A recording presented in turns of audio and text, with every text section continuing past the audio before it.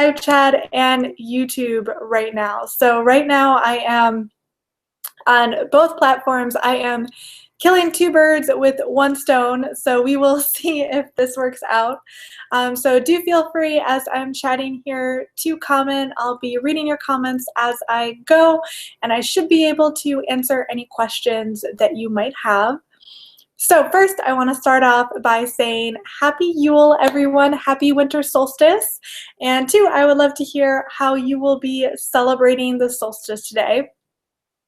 So one of the things I did is I bought myself a little gift for the winter solstice. So I've been trying to save money and not buy another tarot deck, but I gave in to my weakness and bought a new deck. So just got back from the store, and I bought the Spellcasters Tarot.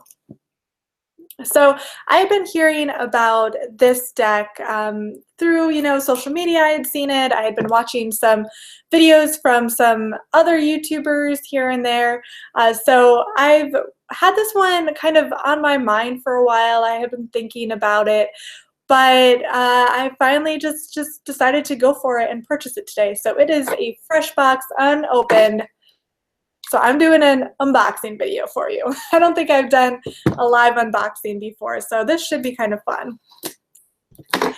And what I really love about the images I've seen of this deck is the artwork. It's very clear and crisp, and it's got a whole lot of symbolism. So I am a person who is obsessed with mythology and symbolism. So I know I'm going to really enjoy deciphering. I love that the cards have runes on them, so deciphering the runes and how they relate to the different cards, deciphering the references to Greek mythology, the references to even alchemy and astrology. So I think that will be really fun. So this deck is created by Melanie Marquis and illustrated by Scott Murphy. And it comes, it comes with a handbook, which is pretty sizable actually. It's pretty thick. It's almost like a full book here. And one of the coolest things is it actually has color illustrations in the book. I don't think any of my other tarot books that come with decks that I have are actually in color. One thing I do know about this deck that I had seen, another one of my favorite YouTubers, she goes by Sacred Seed, and she did a review of this deck, and she mentioned that it is designed a little differently for the minor arcana. So it is mostly a Rider-Waite-Smith based approach to tarot, which is my kind of style anyway. But when it comes to the minors, this deck switches the meanings of the wands and the swords. So in this deck, the swords are connected with the element fire, and the wands are connected with the element air. So I don't know how I feel about that, honestly. I'll have to read more in the book when I have time why she decided to make that decision. And to each their own with deck creators. Sometimes it really works out when they decide to do something different, and I don't mind too much as long as there's kind of a good reasoning or a good purpose behind it. But it is going to be a bit tricky for myself to kind of switch that in my mind, because I'm so used to reading swords with air and wands with fire. So we'll see how that goes. But this is the book that comes with it, and you can see the box here. We have our cards and the design kind of on the cover. And usually when decks come in boxes like this, I tend to not keep the box. I will take the deck and put it in a little silk pouch, though I usually do keep the books for reference. So I will go ahead and open this up here, and we can get our first look at it. I just love that new deck smell. I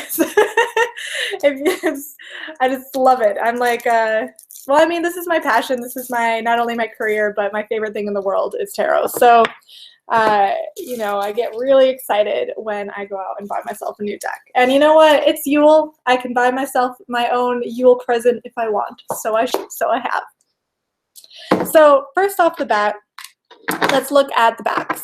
So the backs of the deck are really nice. I do like them a lot. It's blue with a kind of bronze image in the front here, and here you have a pentacle and what looks to be the symbols of the 4 seasons, and around 4 different animals. It looks like we have a squirrel, a bird, a fish, and a dog. So that is the backs of these cards. And I'll go through them, a couple of them with you. First, just kind of looking at the size of them. They're a little bit smaller than I thought they would be. They're about the size of my Rider-Waite deck, smaller than my Pagan Otherworlds deck. So normally I like my tarot cards to be big. So I would have liked this deck to be for the cards to be a little bit larger. The cardstock themselves, it's definitely not going to be too difficult to shuffle. They're thin, but not, you know, too bendable. So I think it'll be fine. Pretty decent quality there. And the images themselves, there's no border, which I like. I don't really like borders on my cards. And here we are starting with the Fool. So you can see there, again, you can automatically see how this works with kind of our contemporary Rider-Waite conventions. And I'll definitely give her book a look to kind of spend some more time with the specific symbolism that she likes to incorporate in her cards here. But I just really love all the symbolism that she puts in each one. Here's the Magician. Now, this is a bit different, the High Priestess. Her face is just this obsidian egg. There's a child kind of in a manger type image here. And yeah, there you see some indication, a rune on her 2 columns. So I cannot wait to dive into this card. I need to look up any symbols that I don't quite know and kind of see how that relates to my own interpretation of the High Priestess. Here you have the Empress, and again, another rune on her shield, and she's green, you know, just that kind of burst of fertility that you get with the Empress card, and great indication there. And a bull, interesting too. And this Emperor, oh my gosh, I've never seen an Emperor look like this. Definitely an of the forest creature here. Definitely looks like a Lord of the Forest. Really neat, and especially to see how these 2 cards connect and look together. Now, the Hierophant, one of my favorite cards personally, actually. It's got a blank face and a whip in one hand, a book in the other, and then 2 figures that almost look, maybe perhaps they're meant to be like the Emperor and the Empress, or the High Priestess here with that moon symbol, that are bowing before him.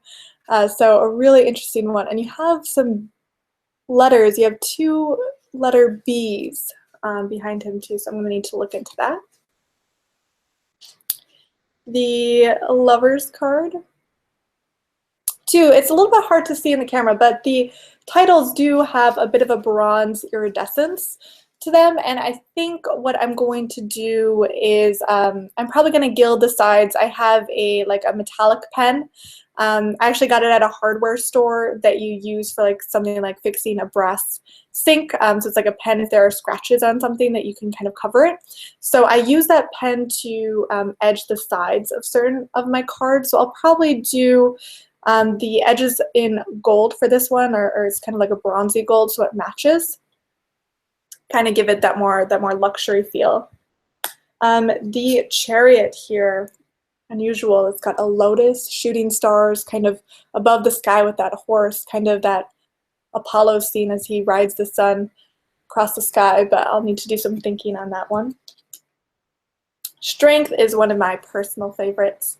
I do love strength cards, and I especially love when they play with other animals. Usually strength is a lion, but here you can also see it looks like there's a snake and a frog in this card as well. So that's kind of neat. Another one of my favorites, The Hermit. Here you have kind of a classic interpretation. Here he's holding a candle instead of a lantern, but it's the same kind of thing.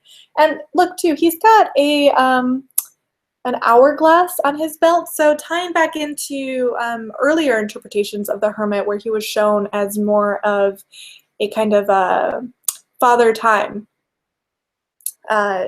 figure. So really neat on this one. It's a bit hard to pick up in the live feed here, but I'll be taking some photos, and let me know too in the comments if a little later on you would like a full kind of video about the symbolism in the cards. I did a big video a while ago that was pretty popular on symbolism in the Wild Unknown deck, so let me know if you want to see a more in-depth video about the symbolism. But this is just my initial thoughts. I just opened it and I'm so excited.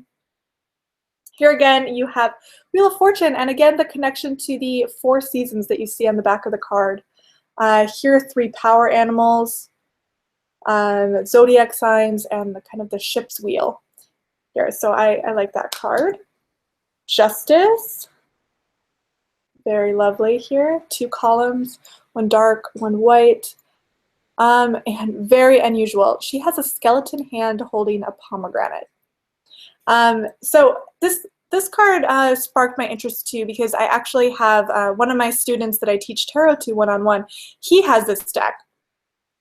So he was showing me his interpretation of justice. So when we discussed it, I was just like, you know, another reason to get this deck, especially since he really likes it. And I love to see what decks my students have and try and incorporate the imagery from those decks into my lessons. That way they can kind of like really connect with it more. So I do like this one a lot. Now the Hangman is fascinating. I love how here, you know, this is the way you're supposed to hold it, but the flowering branches are at the bottom of the card, so perhaps you yourself can flip it upward. Because usually the Hangman is hanging upside down. So it's kind of like you can hold it either way. Of the runes here, definitely referencing that Norse myth with Odin and the World Tree here, where he sees the runes, sees that wisdom. Let's see, Death, always an important card. Here you have your classic Grim Reaper type. Temperance, you can see Temperance here. Definitely looks like a Hermes or Mercury with the winged sandals, so that's a bit interesting. Yeah, and they even have a Caduceus on his arm. Ooh, the Devil. I'm not sure what I think about this one. That Devil looks a little bit video game creature-like to me. Not my personal favorite, but let me know what you guys think. The Tower, always a dramatic card. See that lightning with those arrows, really interesting. The Star. Here, you know, it looks like perhaps the Egyptian goddess Isis, or maybe it's Nephthys, Isis's sister. So need to do some thinking on that. The Moon here with that triple goddess moon up at the top. We have the Sun. Well, it definitely makes me think of that Rumpelstiltskin story where she weaves her hair into gold. Is that just me or anyone else getting that? So that's kind of fun. Ooh, Judgment. Wow, this one's unique. Wow, it's like a cauldron coming out of the cauldron. I mean, it's more like a crucible, I guess. You know, you're kind of broken down to your bare elements in this crucible inside this cauldron, and then your higher self, your end stage of enlightenment is kind of bursting forth above you. So yeah, really interesting one. And finally, the World. So yeah, right off the bat, I'm really liking this deck. Then you get into the minors. I won't go through all of the minors, but yeah, they're not pip style, so they each have their own full-size kind of image on here. And I'll need to think about that. I probably will go against what the book is telling me. I'm still going to associate the wands with fire and the swords with air, because that's the way I like to do it.